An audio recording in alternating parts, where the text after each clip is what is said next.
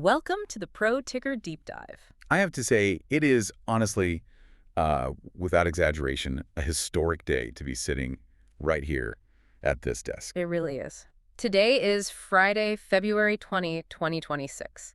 And if you're listening to this, you probably spent, I don't know, the last 6 hours just watching the tickers and wondering if the trading algorithms are completely broken. No, they aren't broken. The market is just trying to digest a massive structural earthquake. Right. I mean, I was looking at the S&P futures this morning right when the news broke, and the volatility halt kicked in within seconds. It literally feels like the entire legal and economic bedrock that we've been standing on for the last year just cracked. Cracked is a very polite way to put it. The legal world is reeling right now. Huh. The corporate general counsels that I've spoken to this morning, they sound like they've had 5 espressos and absolutely 0 sleep. I bet. Because we just saw a Supreme Court decision that doesn't just change the rules of the road, it completely rips up the pavement. We are talking, of course, about the IEPA ruling. It feels like the end of a very chaotic chapter, but if you look at the after-hours trading, it might honestly be the start of a confusing new one. So give us the headline before we really get into the weeds here. What did the court actually say today? Right. So the Supreme Court has struck down the president's use of the International Emergency Economic Powers Act. That's IEEPA. They struck down the use of that act to impose those blanket tariffs that we've all been living under. Wow. Essentially, the court said that you cannot use a law designed for sanctioning terrorists or hostile regimes to just unilaterally rewrite the tax code for the entire global economy. So the administration's whole economic emergency argument just didn't fly with the justices. It completely crashed and burned. And the justices were surprisingly unified on this, too. They looked at the actual text of IEPA, which is explicitly meant to deal with, unusual and extraordinary threats. It's like a foreign invasion. Yeah. Exactly. Foreign invasion, a massive terror plot, things like that. And they looked at the current situation and basically asked, is buying a foreign-made Toyota a national emergency? And the answer was no. The answer was a resounding no. Huh. They concluded that a trade deficit, well, might be an economic problem that you want to solve. It does not constitute the kind of sudden emergency that allows the executive branch to completely bypass Congress and levy taxes. Which is a massive reassertion of congressional power, if you think about it. Huge. It fundamentally resets the balance of power in Washington. But, and I really want to stress this because this is the whole mission of our deep dive today. Yeah. Just because the law was struck down, that does not mean the tariffs are magically gone. Right. And that is exactly why we are here today. Over the last year, really through all of 2025 and into this year, trade policy moved from the back pages of the business section to the very first slide of every single boardroom strategy deck in the country. It became the only thing that mattered. Exactly. So our goal for you today is to untangle this massive spaghetti bowl of current U.S. trade policy. We need to explain the architecture that is actually still standing. Because while IEPA is out, we still have the fallout from Liberation Day. We have the stacking effect we need to talk about. And we have all these new specific investigations into everything from industrial robots to Brazilian ethanol. Yeah. And we need to be very, very clear about one thing for everyone listening right now. Do not fire your customs broker just yet. Hold off on the celebration. Right. Today's ruling removed the top layer of the onion, sure, but there are plenty of layers left underneath that will still absolutely make you cry. I love the optimism. But before we dissect what remains of that onion, we really have to contextualize why today feels like such a massive release of pressure. We need to go back to the start. Take us back to April 2025. The administration, they called it Liberation Day. April 2, 2025. Honestly, it feels like a lifetime ago, doesn't it? It really does. The president walked out to the Rose Garden and issued what they called the Reciprocal Tariff Order. And it was framed as this incredible moment of ultimate economic independence. The rhetoric was soaring, talking about breaking the chains of foreign dependency and rebuilding the industrial base overnight. But the actual mechanics of the order were brutal. They were blunt instruments, just totally blunt.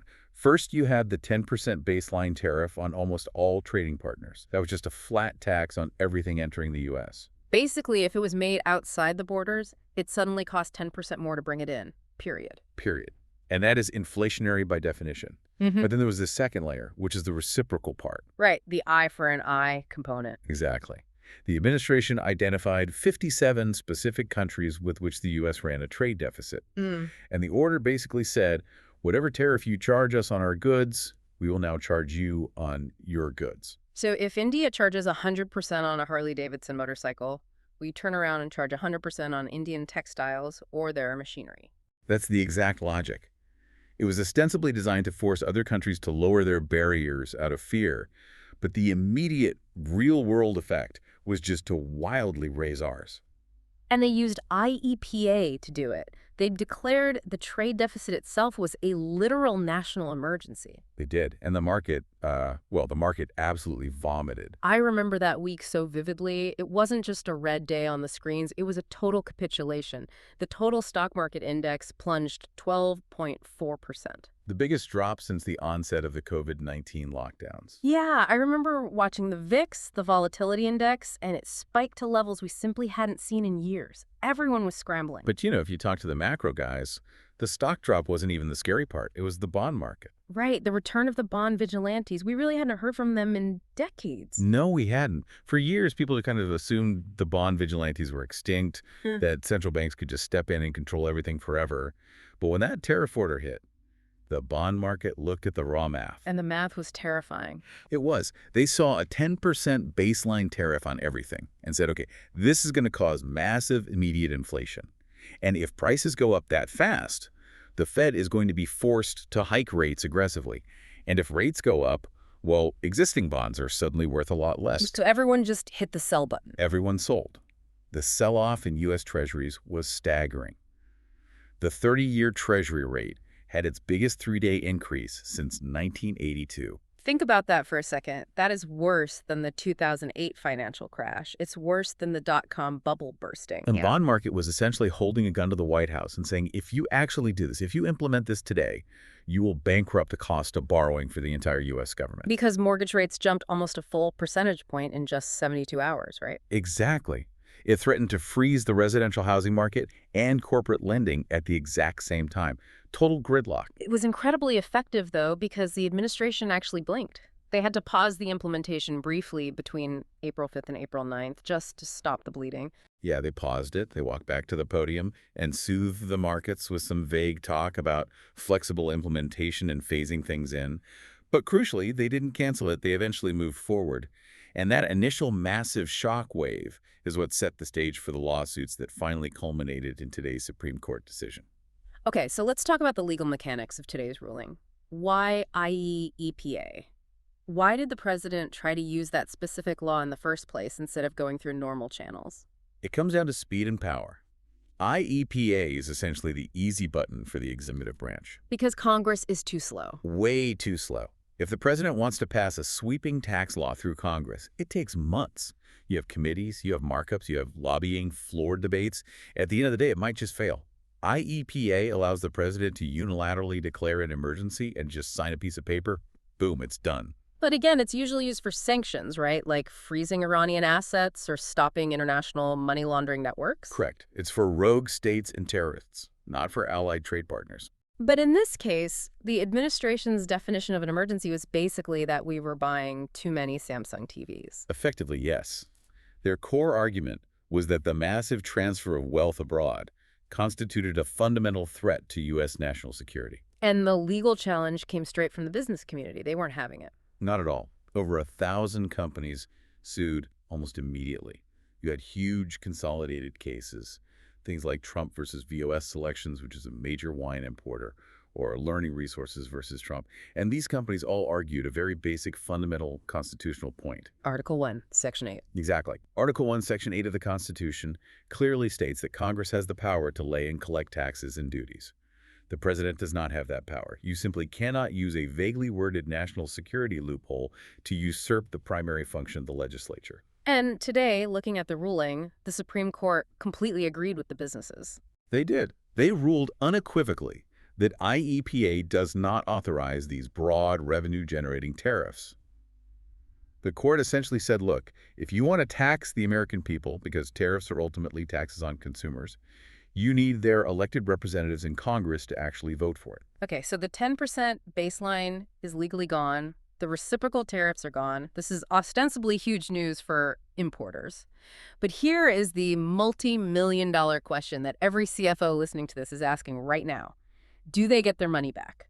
Ah, the refund question. This is where the popping champagne corks turn into a massive migraine. It's never just a simple direct deposit from the Treasury, is it? Never. Not when the government has your money. The ruling strikes down the authority, meaning the tariffs are legally invalid. But the court, very notably, did not issue a blanket order saying the Treasury must cut checks to everyone immediately. So what does a company actually have to do to get their cash? Well, first, they have to have filed a formal protest or a lawsuit at the time they paid. If you were a company that just gritted your teeth, paid the tariff, and sat quietly waiting for someone else to fight the battle, you might actually be completely out of luck due to the statute of limitations. Ouch. Yeah. But for those who did formally protest or sue, they now have to go back to the Court of International Trade. And trust me, the government is going to fight these refunds tooth and nail. But on what grounds? I mean, the Supreme Court just said the tax is illegal. If you stole my money illegally, you have to give it back. You would think so. But the government will use what's called the pass-through defense. Which is what? They'll go to court and say, hey, Company X, yes, you paid the tariff at the border. But then you immediately raised your retail prices. So the American consumer actually paid for it.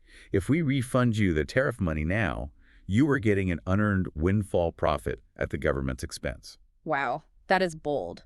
So the government is basically trying to keep the illegal tax money simply because the company managed to creatively survive it without going bankrupt. That is a very common argument in customs litigation, yes. It is going to be an absolute mess. Yeah. We are talking about tens of billions of dollars in disputed funds tied up here. This litigation will likely drag on for months, probably years. Okay, so IEPA is dead. The refunds are a solid maybe, leaning toward legal nightmare. But let's get to the core of what we call the spaghetti bowl. Because if I'm a business owner listening to this and thinking, great, free trade is back, the borders are open, I'm completely wrong. You are dangerously wrong. If you plan your 2026 supply chain based on that assumption, you will lose your shirt. So explain the concept of tariff stacking to us. I love this visual because it sounds like a competitive sport or maybe just a really expensive sandwich. A sandwich is definitely the best way to think about it. Or, as I like to call it, a lasagna of pain. A lasagna of pain. Please elaborate on the lasagna. So a tariff isn't just a single wall that you jump over. It's a series of overlapping filters. You always start with the base rate. That's the normal, most favored nation duty that exists at the WTO level. It's usually pretty low, maybe 2 or 3% for most goods. Then you start layering on top of that base. Right. Until today, you had the IEPA layer right on top that flat 10%. Now, sure, that specific layer is gone, but underneath it, or on top of it, depending on how you construct your sandwich, you have Section 232 tariffs. And then on top of that, you might also have Section 301 tariffs. So even if you completely remove the IEPA layer, these other layers, specifically Section 232 and Section 301, they are still very much in force and legally sound. Completely in force. Yeah. And that's because those rely on completely different underlying laws. Section 232 is under the Trade Expansion Act of 1962, and 301 is under the Trade Act of 1974.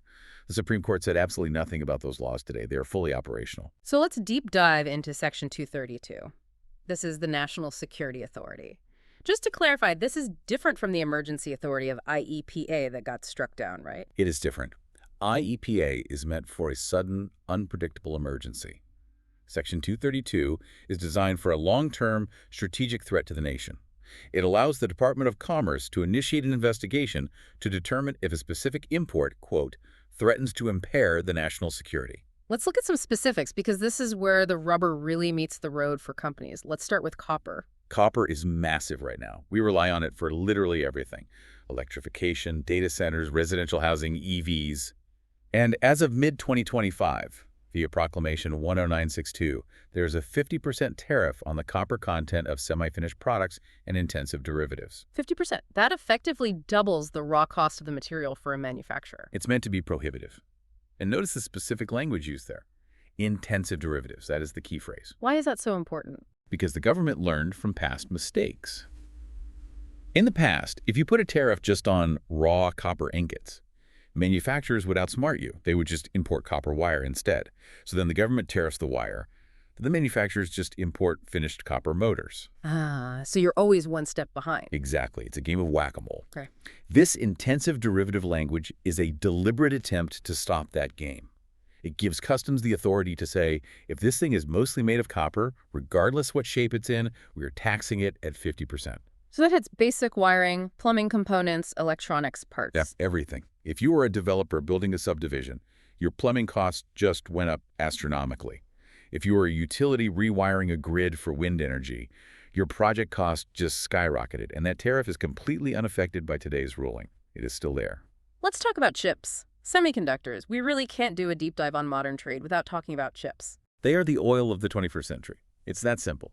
Under Section 232, there is currently a 25% tariff on logic integrated circuits. But, and here's where I get to geek out just a little bit, the tariff is highly specific. It's not just a blanket ban on all silicon. Walk us through the technical specs. Who is actually getting hit here? It targets very specific processing performance levels. We're talking about chips that have a performance metric between 14,000 and 17,500 units. Okay, for you and me and the listener who isn't a silicon architect, what does a 15,000 unit chip actually do in the real world? Are these the crazy AI chips that NVIDIA is selling for $40,000 a pop? Great question, and the answer is no. Those cutting-edge AI chips, the H100s, the Blackwells, their performance is way, way above this threshold. They are completely safe from this specific tariff. This 232 band explicitly targets what the industry calls legacy nodes. The basic workhorses of the economy. Exactly. Think of the NVIDIA AI chip as the brain of a genius mathematician. These legacy chips, they are the cerebellum. They control your heart rate, your breathing, your basic balance. In the real world, they are the chips that run the anti-lock braking system in your Ford F-150. They run the timing cycle in your Whirlpool washing machine. They manage the power distribution in your Dell laptop. So by taxing this very specific middle band, the administration isn't slowing down the AI boom, but they are absolutely hitting traditional physical manufacturing. Precisely. The strategy here is to force the production of these boring but critical chips back to the U.S. or to strongly allied nations. Right. Because right now, China absolutely dominates that mature legacy market. Right. The national security logic is quite simple. We do not want Beijing to have the power to turn off our washing machines or brick our cars in the event of a geopolitical crisis. But there are exemptions, right? I have to imagine big tech lobbied incredibly hard when this was being drafted. Oh, the lobbying was intense, and it worked for some. Yeah. If you are a major U.S. data center using these chips for AI training infrastructure, you get a pass. If you're a recognized startup, there are carve-outs. It creates this really weird bifurcated market where the quote-unquote future economy, AI and cloud, is heavily shielded. But the physical economy factories, heavy industry, autos, they eat the entire 25% cost. So if I'm Google, I'm fine. If I'm General Motors, I have a massive supply chain problem. That sums it up perfectly. That is fascinating. Now, we really can't talk 232 without mentioning the classics, steel and aluminum. Ah, yes, the tariffs that essentially started it all back in the first Trump term. Those are still very much in play. We are looking at 50% tariffs on steel coming from most countries around the world. But importantly, the diplomatic landscape has evolved and carved out some very specific holes here. Like what? There are now what they call aerospace exemptions for the UK, the EU, and Japan. So let me get this straight. If you are Boeing buying steel to build a plane in Seattle, and that steel comes from London or Tokyo, you aren't paying the 50%. Right. Because the UK and Japan are core allies, and aerospace is considered a critical, existential competitive sector against China's state-owned COMAC. It shows that even within a strict America First policy framework, there's still room for friends first, provided the industry is strategic enough to the Pentagon. What about cars? I know there was a lot of noise and panic about trucks late last year. This is a huge one, especially for the logistics and freight industry. As of November 2025, medium and heavy-duty vehicles imported into the U.S. face a 25% tariff. Passenger buses face a 10% tariff. That has to be absolutely crushing trucking companies. Fleet replacement costs must be going through the roof right now. It drives up the capital expenditure significantly. But there is a very important USMCA loophole. USMCA, meaning the trade deal with Mexico and Canada that replaced NAFTA. Correct. If you are importing a truck assembled in Mexico or Canada, and you can definitively prove high U.S. content, meaning a significant portion of the actual value of the parts was originally created inside the U.S., you can reduce or even eliminate that 25% tariff. Proving where every part came from. That sounds like a logistical and a paperwork nightmare. It is the Full Employment Act for corporate compliance officers. You literally have to track where every major bolt, screen, and screw originated. Regional value content is the technical customs term. Right. If you hit the required percentage, you save 25%. If you miss it by even 1%, you pay the full freight at the border. It's explicitly designed to force automotive supply chains to deeply integrate within North America, but it imposes a massive administrative burden on the manufacturers just to prove they're following the rules. So let's stack it all up for the listener. You want to import a truck. As of today, the 10% IEPA tariff is gone. Good news. But the 25% 232 tariff still applies, unless it's perfectly USMCA compliant. And if that truck has a certain type of legacy chip in its braking system, does the chip tariff also apply on top of the truck tariff? Potentially. Though in customs law, usually for a finished vehicle, the final vehicle tariff takes precedence at the border. However, the cost of the components going into that vehicle at the assembly plant in Mexico is much higher because of the component tariffs. So it raises the baseline production cost long before the final truck is even assembled and shipped north. Spaghetti bowl, indeed. And the truly scary part for the market is that the menu is still expanding, isn't it? There are all these pending investigations that haven't even dropped yet. Yes, the list of what's next is daunting, and this is a crucial takeaway from today's news. With IEPA legally gone, the administration is going to look at Section 232 like a starving man looks at a steak. They desperately need a new tool to keep the walls up. So what's currently on the menu for 232? Robotics and industrial machinery. We are talking about advanced robots, CNC machines, industrial laser cutters, basically the entire backbone of modern automated manufacturing. That seems entirely counterintuitive to me. If your stated goal is to rebuild U.S. manufacturing and build more factories, don't you want your factories to have access to the cheapest, best robots in the world? You would certainly think so.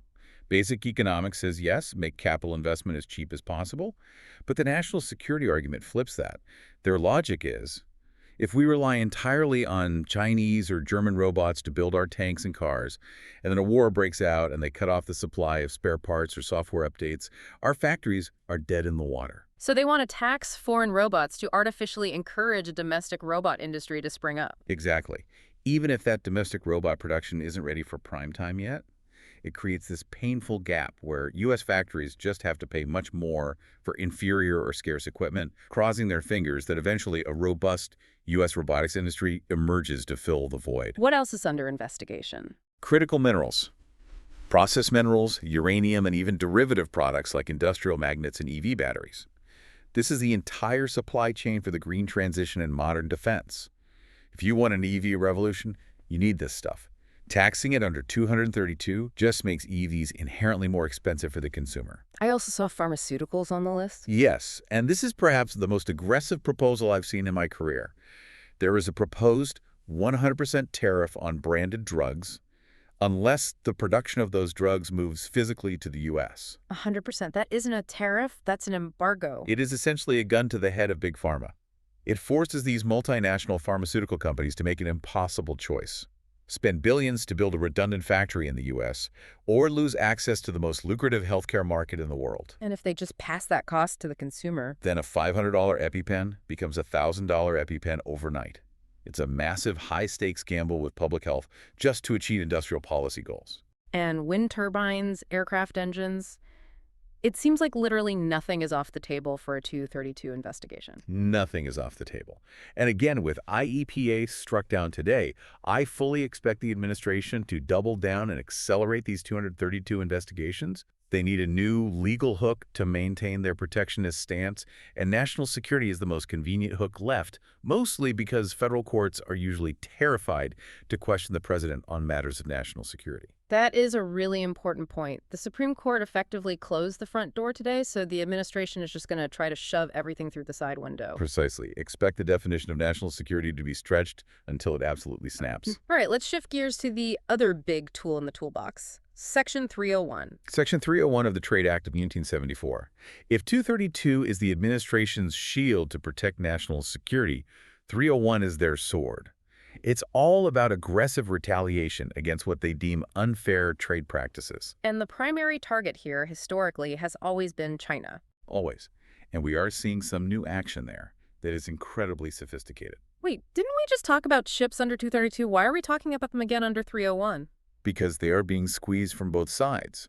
The 232 tariffs we just discussed were justified by national security keeping the supply safe. The Section 301 investigation found that China's government policies specifically target dominance in the semiconductor sector using unfair state subsidies and blatant intellectual property theft. So it's double jeopardy for Chinese chips. Sort of. But the U.S. Trade Representative, the USTR, they came up with a very clever or perhaps diabolical strategy here. They actually set the Section 301 tariff on these Chinese chips at 0% right now. 0%. That doesn't sound like much of a punishment for intellectual property theft. Why even bother writing the rule? Because it's a psychological weapon. It's what trade lawyers are calling a time bomb tariff. It is legally set to automatically skyrocket in June of 2027. We don't know the exact final rate yet, but the preliminary guidance suggests it could be 50% or even higher. So it's a ticking clock for supply chain managers. Exactly. It tells U.S. importers, look, you have roughly 18 months to completely engineer China out of your supply chain. If you don't do the hard work now, in June 2027, we're going to completely blow up your cost structure. That is fascinating. It actively forces decoupling without causing the immediate, painful inflation shock of applying a 50% tariff today. It uses the threat of uncertainty as the primary deterrent. It's brilliant. Honestly, in a very Machiavellian way, it freezes any new capital investment in China immediately because what CEO would build a new supply chain there knowing it legally blows up in 18 months? No one. What else are they hitting China with under 301? Shipbuilding and logistics. Oh. The USTR is currently obsessed with something called Lojink. Lojink. That sounds like a villain in a cyberpunk movie. It kind of acts like one in the world of global data. Lojink is a Chinese state-sponsored logistics software platform that tracks global shipping data.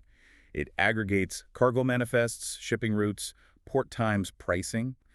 The U.S. intelligence community is terrified that China is using this platform to gain total information dominance over global supply chains. Meaning they know exactly where everything is at all times. Right.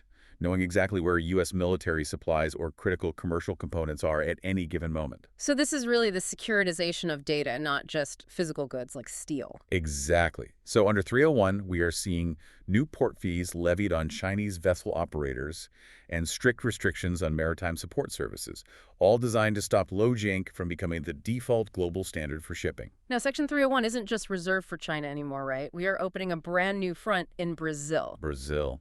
This is honestly one of the most fascinating developments in international trade law in 50 years. Why? I mean, Brazil is usually just an agricultural partner. The 301 investigation was launched in July 2025. And the list of grievances the U.S. published is what we call a kitchen sink list.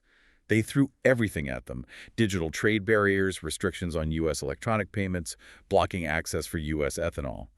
But the big one, the one that is truly novel and groundbreaking, is citing illegal deforestation. Whoa. Using U.S. trade tariffs to financially punish the deforestation of the Amazon. Yes. The argument the USTR is making is incredibly creative. They are arguing that by deliberately turning a blind eye to illegal deforestation, the Brazilian government is ensuring their farmers get access to artificially cheap land. I see where this is going. Right. They burn down the rainforest, they plant soy or they graze cattle, and their land acquisition cost is effectively zero. Compare that to a U.S. farmer in Iowa who has to buy incredibly expensive land and follow strict EPA environmental regulations. So the U.S. is officially framing environmental destruction as an unfair economic subsidy. Exactly. The logic is you're destroying the planet specifically to lower your cost of goods sold. Therefore, your agriculture is unfairly subsidized by environmental damage, and we are going to tariff your beef and soy to level the economic playing field. That is huge. That effectively turns the U.S. trade representative into an international environmental enforcer. It absolutely does. It sets a massive global precedent that environmental degradation is legally a trade subsidy. If that concept sticks, think about the applications. You could apply it to air pollution in India, overfishing in Southeast Asia, the lack of carbon scrubbers in Chinese coal plants. It opened a massive wide door for what people are calling green protectionism. Wow. And sticking with that theme, we also saw a mention of Nicaragua recently. Briefly, yes. 301 action was taken regarding labor rights and human rights abuses in Nicaragua. It's the conscience aspect of trade policy coming to the forefront. The U.S. is punishing regimes that abuse workers, arguing legally that forced labor or artificially suppressed wages is also an unfair trade advantage that hurts American workers. So 301 is rapidly becoming the universal tool for everything. Tech dominance, environmentalism, human rights. It's not just about dumping cheap steel anymore. It is the ultimate catch-all enforcement tool. And again, with IEPA gone as of today, expect 301 to be the primary sword the president swings going forward. Okay, we have spent a lot of time talking about sticks, a lot of punishment, a lot of barriers. Are there any carrots left? Is there any good news out there for people who actually want to engage in global trade? There's a little bit of good news. We call it friendshoring and reciprocity. Tell us about the U.S.-Taiwan Reciprocal Trade Agreement. This was signed very recently, just this month, February 2026. And it is the exact counterexample to everything we just discussed with China and Brazil. What's the actual deal? It lowers barriers Yeah. radically. It increases market access for U.S. beef, poultry, specifically chicken and eggs, and pork going into Taiwan. I saw the press releases from the National Pork Producers Council. They were absolutely thrilled. They are ecstatic. It opens up a highly wealthy, consumption-heavy market for U.S. agriculture.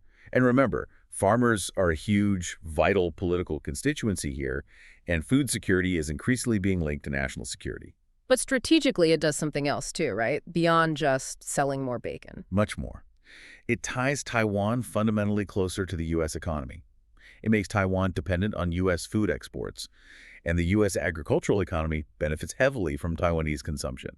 It's a very tangible way of saying, we are economically married now. Our fates are tied. It perfectly illustrates that reciprocity doctrine the president loves to talk about. Exactly. The doctrine is simple. If you lower your barriers, we lower ours. Taiwan played ball. Yeah. They agreed to our standards, so they get the carrot. China didn't, so they get the massive stick. It's purely transactional diplomacy. Okay, let's pivot to the reality check. We have all these tariffs, these complex investigations at the Supreme Court rulings, but at the end of the day, someone actually has to write a check to the government. Who pays? The million-dollar question, or looking at the budget, really the multi-billion-dollar question. We really need to talk about the physical check because politicians love to stand behind podiums on TV and say, we are taxing China or we are extracting billions from Brazil. But in the accounting department of a U.S. corporation who is actually logging into the portal and wiring the money. It is never the foreign country. Let me repeat that. It is never the foreign country. That is the great enduring myth of the trade war. The money is wired by the U.S. importer of record. When that cargo container hits the port of Long Beach or Newark, Customs and Border Protection simply does not release it from the dock until the U.S. company pays the duty. And the broader economic data on this is pretty unequivocal at this point, isn't it? It is crystal clear. We have looked extensively at the data from the 2018 trade wars and the initial 2025 Liberation Day tariffs. About 90 to 95% of the total cost is borne directly by the U.S. side of the equation. It's either eaten by the importing company, which lowers their profit margins, tanks their stock price, and reduces money for R&D, or, and this is much more likely, it is simply passed on to you, the consumer. So that stubborn inflation we have been seeing at the store, a measurable chunk of that is literally just these tariffs. Absolutely. It is a domestic consumption tax that is politically disguised as tough trade policy. If a new washing machine has $50 of steel tariffs and $30 of chip tariffs built into its manufacturing cost, the final retail price at Best Buy goes up by over $100 because of retail markups along the way. Which completely explains why corporate legal teams are getting so incredibly creative right now to avoid these costs. I've been hearing a lot of chatter about the first sale rule lately. It sounds like a clearance event at a department store, but it's actually a highly complex tax loophole. It's the loophole of choice right now for major retailers. Here's how it basically works. Usually, you pay customs tariffs on the final price you paid the middleman. Say a factory in Shenzhen sells a widget to a Hong Kong middleman for $5. The Hong Kong middleman turns around and sells it to you, the U.S. retailer, for $10. Under normal rules, you pay the 25% tariff on that $10 final invoice. Okay, that makes sense. That's what you paid. Right. The first sale rule, if you have the exact right, pristine documentation, allows you to legally pay the tariff on the original $5 factory price instead of the $10 middleman price. You basically bypass the middleman's markup entirely for tax purposes. Wow, that literally cuts your tax bill in half. It does. It is incredibly lucrative. But to do it, you need absolute total transparency from your suppliers. You need to know exactly what the original factory charged the middleman. And usually the middleman hates telling you that because it completely reveals their secret profit margin. Right. So it turns basic supply chain negotiations into this intense, high stakes poker game where you're demanding to see everyone's cards just so you can save a few margin points on your tariff bill. Exactly. It's an administrative mess. It ruins business relationships, but it's a mess worth millions of dollars to the bottom line, so companies do it. Speaking of retail messes, let's talk about the $800 loophole, the de minimis exemption. This is huge for the average consumer listening right now. For years, if you imported a package and the declared value was worth less than $800, it came into the U.S. duty-free. No tariffs, no formal entry, almost no paperwork. Originally, it was just meant for, souvenirs you brought back from a vacation in Paris. But instead, it became the foundational business model for Shein, Temu, and a million Amazon dropshippers. Correct. We're talking about millions of individual packages entering the U.S. every single day. The entire fast fashion industry basically lived on exploiting this loophole. But the administration has effectively closed this down.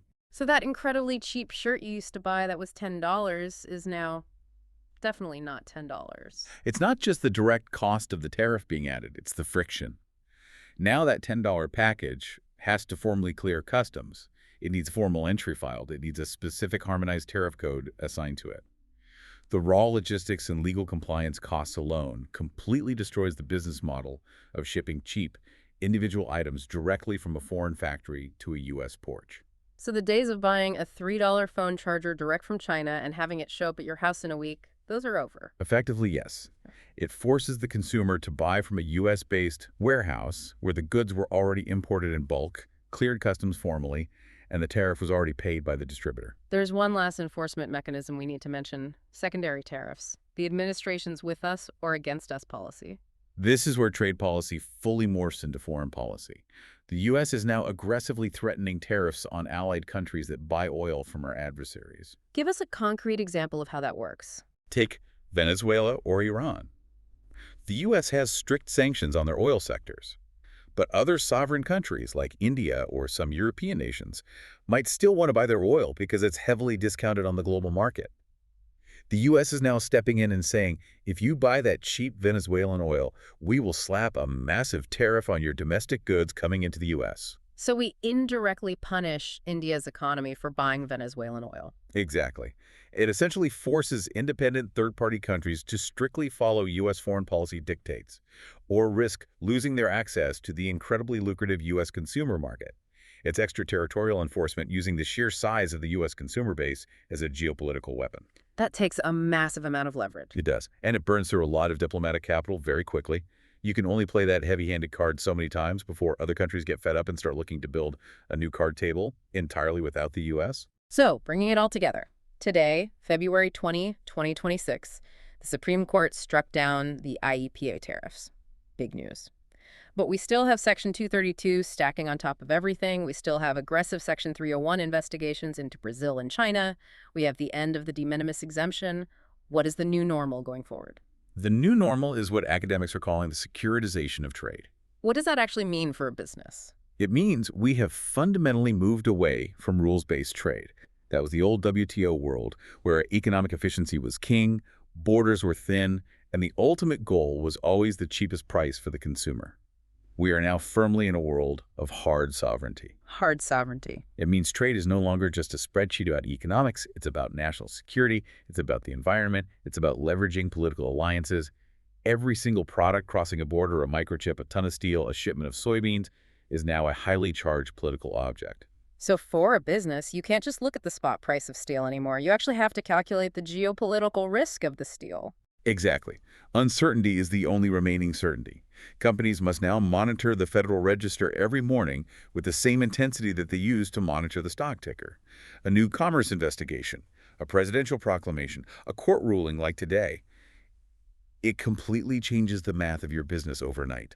And with the IEPA ruling today closing one avenue, the administration is likely to become even more creative, aggressive, and litigious with the tools they do have left. Oh, absolutely. I fully expect the investigation's queue to explode in the next month. Robots, pharma, critical minerals, those won't just be studies. They will turn into actual biting tariffs very quickly to replace the revenue and the protective wall that was lost by the IEPA ruling today.